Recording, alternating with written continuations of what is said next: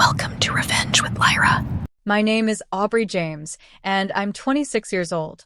And these are the words my mother spat at me, sharp as glass. I wish I'd erased you before birth. You're nothing but a stain on this family. The room went silent, every eye shifting toward me. She wanted them all to see it. The humiliation, the dagger she was driving into my chest. Her voice didn't crack, her hand didn't tremble. She said it like it was fact. All because of her golden daughter, my sister, her perfect little angel who could lie, cheat, and betray without consequence, because I was always there, the scapegoat, the one to carry the blame. She covers for you, Mom hissed, her eyes burning into me. And what do you give us back? Nothing. You're worthless. Worthless. The word echoed, louder than the laughter that followed. Yes, they laughed.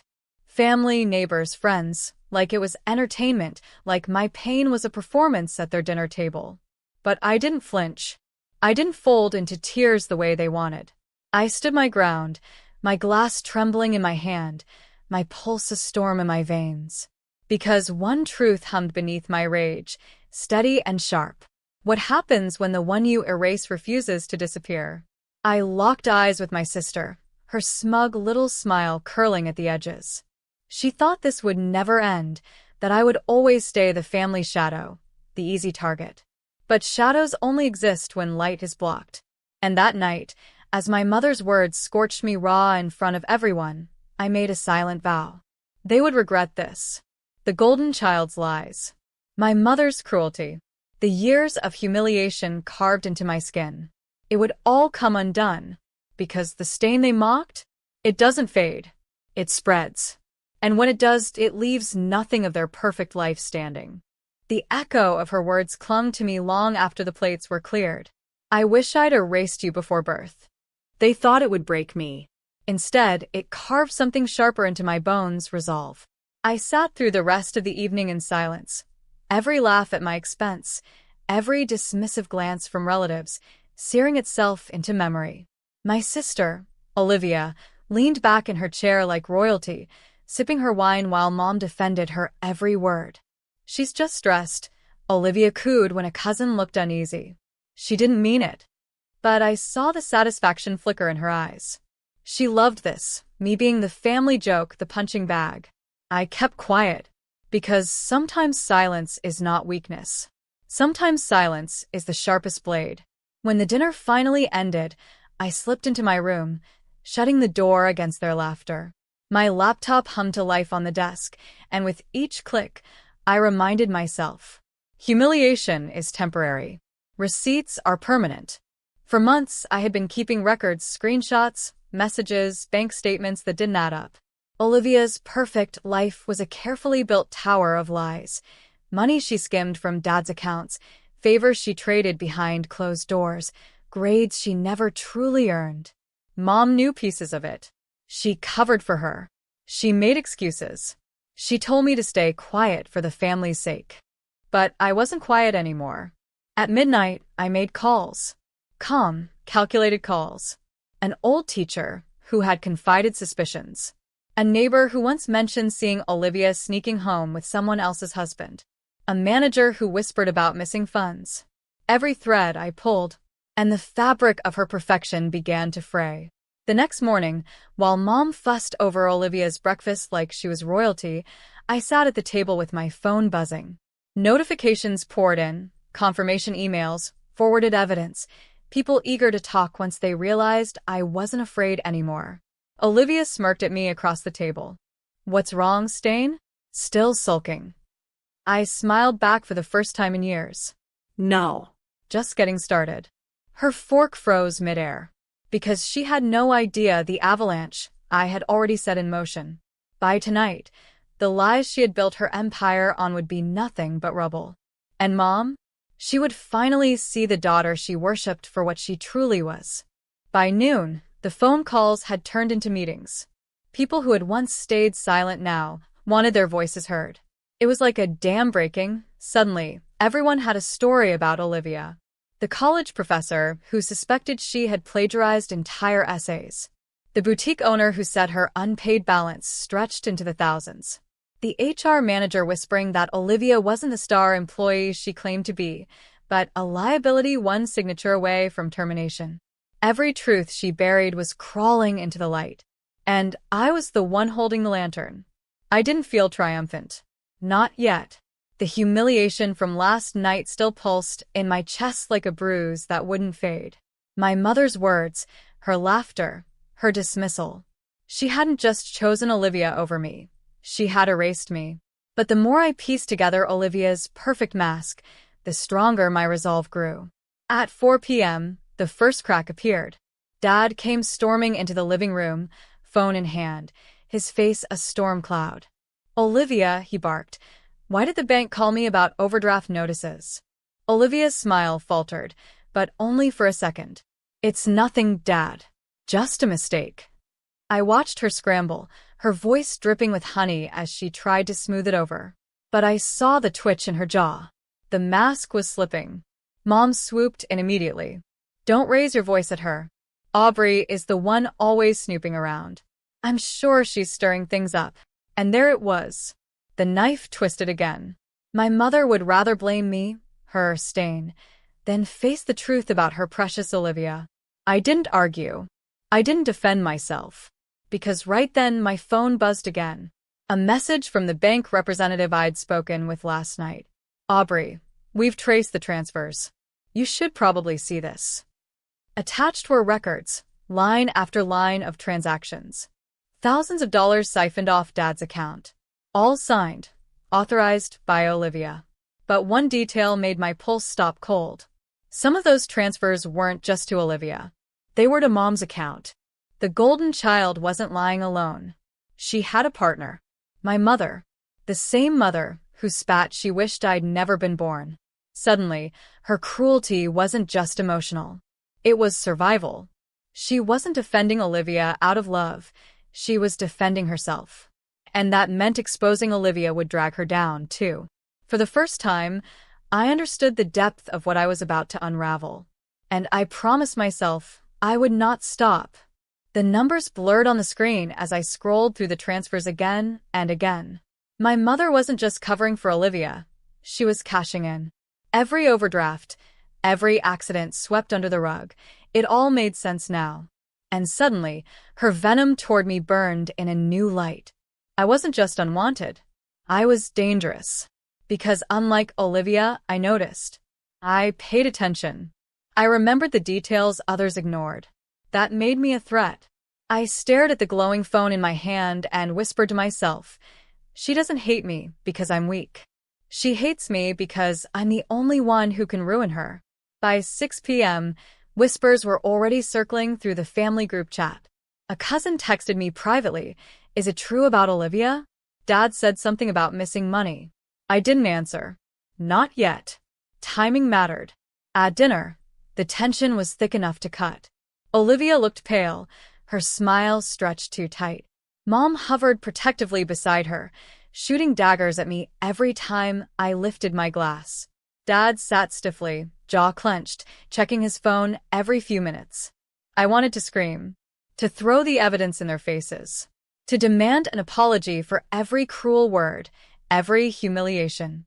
But revenge isn't loud. It's patient, precise, silent until it crushes. So I chewed slowly, nodded when spoken to, and let them believe I was sulking. When dinner ended, Olivia retreated to her room. I slipped outside onto the porch, my phone in hand. The night air was cool, the sky ink black. And then it rang. The bank representative again. His voice was low, urgent. "Aubrey, there's more. We found that some of these transfers, they weren't just to cover debts. Someone's been moving money into a private account. Offshore.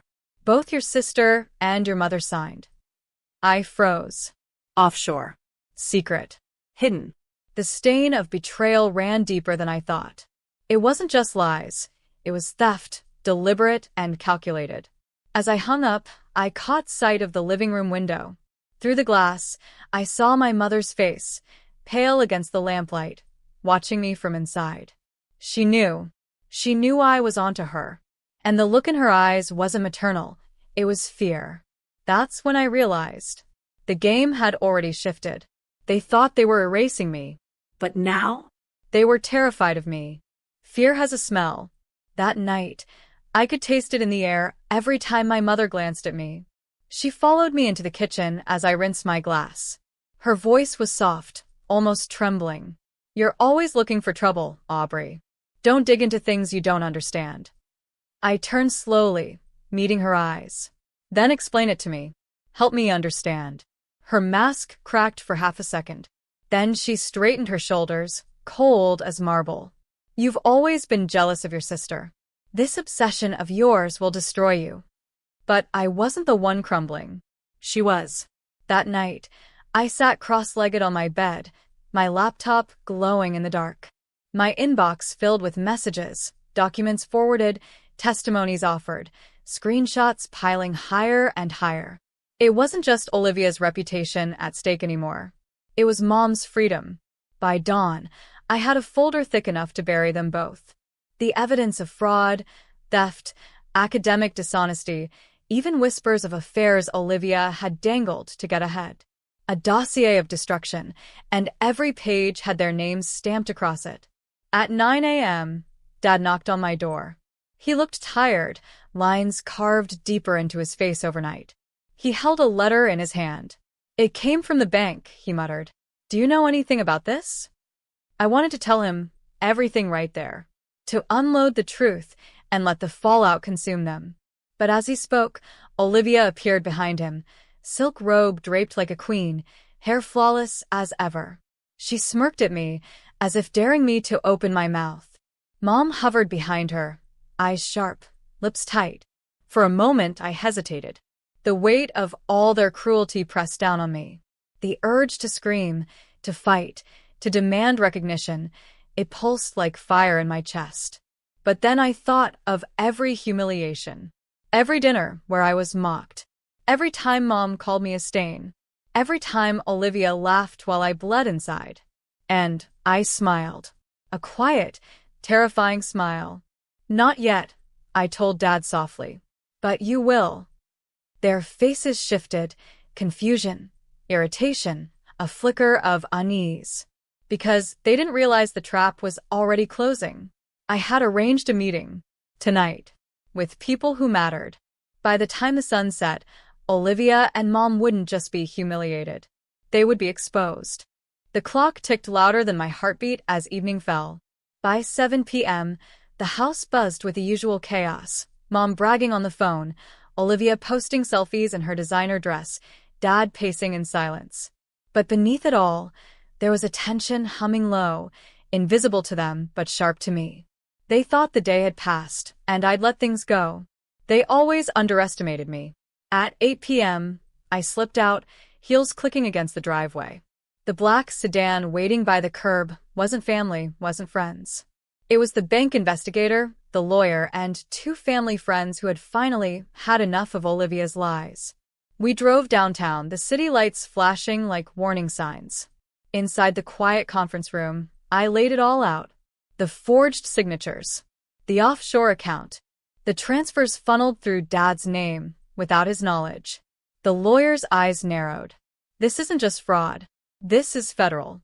Your sister and mother could face prison. The words should have felt heavy. But instead, they lifted something off me. For once, it wasn't me standing on trial. It was them. When I returned home at 10:15, the living room lights were blazing. They were waiting. Mom's face was tight with suspicion. Where were you? Olivia leaned back on the couch, legs crossed, smirking. Probably at her pathetic grocery job. Dreaming she's important. Her laugh clawed at me, but I didn't flinch. I walked past them, calm, collected, letting silence sting harder than words. Because I knew what was coming. At 9:14 p.m., while I was still in that downtown office, the bank had already made their call. Straight to Dad. Straight to the man they thought would always look the other way. And I saw it in his eyes now. The storm building. The betrayal settling. Dad stood abruptly, shoving papers onto the table. Bank statements. Letters. Proof. Enough, he thundered. His voice cut through the room like a blade. Do you two have any idea what you've done to this family? Mom blanched. Olivia sputtered. Their perfect facade cracked under the weight of truth. But before I could savor it, Dad turned to me. His gaze wasn't soft. It wasn't gentle. It was wary, as if he was wondering how I'd managed to uncover what he had missed for years. And in that moment I realized the next battle wasn't just against them. It was against everyone. The house had never been so quiet. Not even the hum of the fridge or the tick of the old clock dared to interrupt what had just unfolded. Dad's hands trembled as he gripped the stack of statements. He wasn't looking at Mom. He wasn't looking at Olivia. He was staring at me, almost as if I were the intruder. Mom broke the silence first, her voice high-pitched, desperate. She's lying, Daniel. She's always been jealous, always scheming to tear this family apart. But Olivia's composure cracked. She leapt forward, grabbing the papers, flipping frantically. This doesn't mean anything. Everyone moves money around. It's not. Dad cut her off with a roar I'd never heard before. Not into offshore accounts with forged signatures. Olivia froze, her face pale, lips quivering. Mom grabbed her wrist, pulling her back, like a queen shielding her heir. Daniel, listen to me. We did this for the family. For stability. You don't understand. But Dad wasn't listening. His eyes flicked between them, then back to me, and for the first time I saw something new there, fear and respect colliding. He finally understood I wasn't the weak one. I was the only one standing tall. Still, his voice dropped into suspicion. Aubrey, how did you get this? Who's helping you? I met his gaze, without flinching. The truth doesn't need help, Dad. It just needs someone brave enough to drag it into the light. For a moment, I thought he might thank me, but instead, he sank into the armchair, burying his head in his hands. Because the truth wasn't just about them anymore. It was about him too. The account wasn't in Mom's name alone. Some of the signatures were his. And whether he was complicit or careless, I couldn't yet tell. But Mom saw the opening and pounced. See? She's trying to ruin you too. Don't let her manipulate you. Olivia nodded, eyes wet. Dad, she wants everything for herself. She'll destroy us just to feel important. Their words slithered across the room, trying to choke me out. But I stood straighter, fire in my chest. Because I wasn't destroying this family. I was revealing what it truly was. And tomorrow, when the lawyer called again, everyone outside these walls would know it too. The stain they branded me with? By morning, it would be their legacy. Morning came with no mercy. The lawyer's call rang through the kitchen at exactly 9 a.m. The sound cut through the stale air like a funeral bell. Dad answered with trembling hands. Yes, yes, I understand. When he hung up, the silence was heavier than the night before. Mom's face was drained of color. Olivia stood rigid, clutching her phone like it might save her. The bank is freezing the accounts, Dad said flatly. Investigations will begin immediately. Olivia gasped. But my tuition, my apartment. Mom snapped, her mask shattering. Do you have any idea what you've done, Aubrey? You've ruined us. Her words didn't sting anymore. They fell flat, empty, powerless. Because for the first time, I wasn't the one begging to be seen. They were. That evening, whispers spread across town. The golden daughter wasn't golden anymore. The mother who paraded perfection now hid behind drawn curtains. Invitations stopped. Friends pulled away. Respect, once demanded, evaporated like smoke. And me? I walked down Main Street with my head high. The same people who once looked at me with pity now looked at me with something sharper, curiosity, even admiration. Not because I sought revenge in fire or fury, but because I let the truth do what truth always does, burn away the lies until only ash remained. Dad avoided me for days, shame etched into every line of his face. But one evening, he stopped me in the hallway. You were right, he said quietly. I should have protected you. Instead, I let them break you. I didn't answer. Some wounds don't heal with words. But when I closed my bedroom door that night, I finally breathed freely. Because I hadn't just survived their cruelty. I had outlived it. The The stain my mother saw in me had become the mirror reflecting her own corruption. The embarrassment they tried to pin on me had become their downfall. And the daughter they mocked at every dinner table? She had carved her own seat, at a table they'd never touch again. My name is Aubrey Miller, and I'm not a stain. I'm the scar they'll never forget.